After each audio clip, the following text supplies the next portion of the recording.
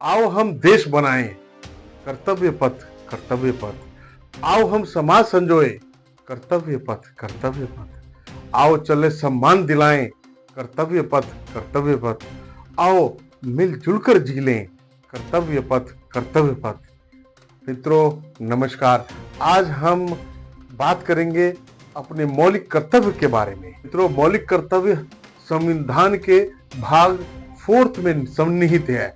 Article 51A इसको define करता है। मौलिक कर्तव्य न्यायोचित नहीं है, means these duties are non justiciable, पर ये मॉरल ऑब्लिगेशंस है हमारी, क्योंकि कर्तव्यों का पालन प्रत्येक मनुष्य को करना आवश्यक है, क्योंकि समाज और अंततः देश को चलाने के में आवश्यक और सहायक है।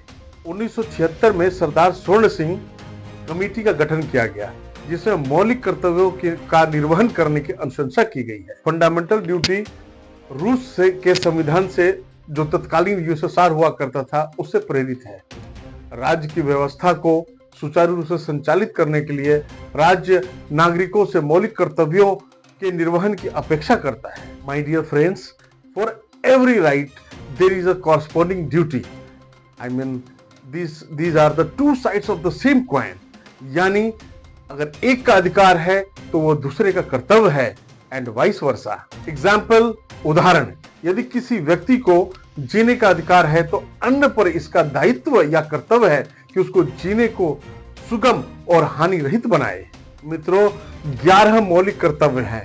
1976 में 42nd अमेंडमेंट के बाद सिर्फ 10 मौलिक कर्तव्य थे, लेकिन 2002 में 11वां मौलिक कर्तव्य को जोड़ा गया 86th अमेंडमेंट के बाद, जो कहता है माता पिता और गार्जियन की जिम्मेदारी बताता है कि वे 6 से 14 वर्ष के आयु तक के बच्चों को स्कूल भेजें, उनको पढ़ाएं, उनको लिखाएं। मित्रों, हम जो 11 मौलिक कर्तव्य हैं उसके बारे में संक्षिप्त में विवरण करेंगे। पहला मौलिक कर्तव्य, संविधान का पालन करते हुए राष्ट्रीय ध्वज और राष्ट्रगान का सम्मान करें।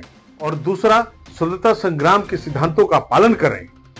तीसरा, भारत की संप्रभुता यानी सॉवरेनिटी और अखंडता, यूनिटी इन डाइवर्सिटी की रक्षा करना। चौथा है मित्रों, जब देश पर संकट आए या जब बुलावा आए तब देश की रक्षा करने के लिए तत्पर रहना और राष्ट्रीय कर्तव्य का पालन करना।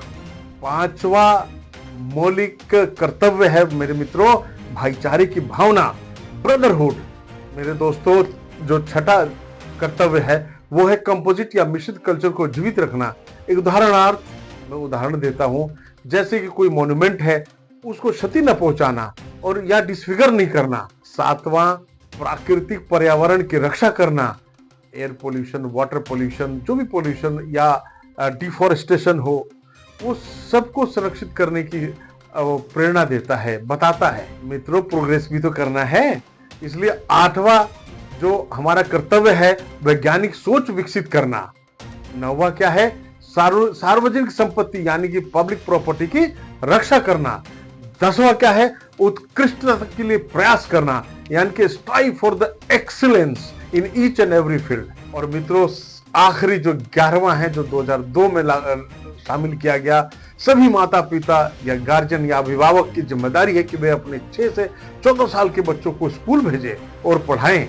पर मित्रों, एक बात मुझे कहनी है, ये मेरा व्यक्तिगत वो सोच है कि कर्तव्य की सूची अभी भी संपूर्ण नहीं है। बहुत सारी ऐसी चीजें हैं जो अभी तक इसमें शामिल नहीं की गई। मित्रों, एक हमारे मित्र वो कह रहे थे कि जब ये जस्टिसेबल नहीं है तो इसका क्या औचित्य है। मैंने उनको छोटा सा एग्जाम्पल उदाहरण दिया। हम अपने माता पिता, हमारे जो माता पिताजी हैं वो हमारा पालन पोषण करते हैं, हम अपने माता पिताजी से पालन पोषण पाए, यह हमारा अधिकार है। बदले में हम उनका आदर सम्मान करते हैं और करना भी चाहिए। इसलिए ये इसलिए नहीं कि हम कानूनी बाध्य हैं, बल्कि यह हमारा मौलिक कर्तव्य है, संस्कार है। इसलिए मित्रों, यह जो हमारा मौलिक कर्तव्य है, ये अगर बाध्य नहीं भी है तो हमें ये गांठ बांध लेना चाहिए कि हमें इसका सम्मान, आदर और पालन करना चाहिए। हम अगली बार आपके साथ किसी और विषय पर बात करेंगे। अभी संविधान ही चलेगा, अभी उस पर कई चर्चाएं होंगी, कई भाग हैं, कई चीजें स्पष्ट करना चाहूंगा, तब तक के लिए आप मस्त रहिए, स्वस्थ रहिए, प्रसन्न रहिए। नमस्कार मित्रों।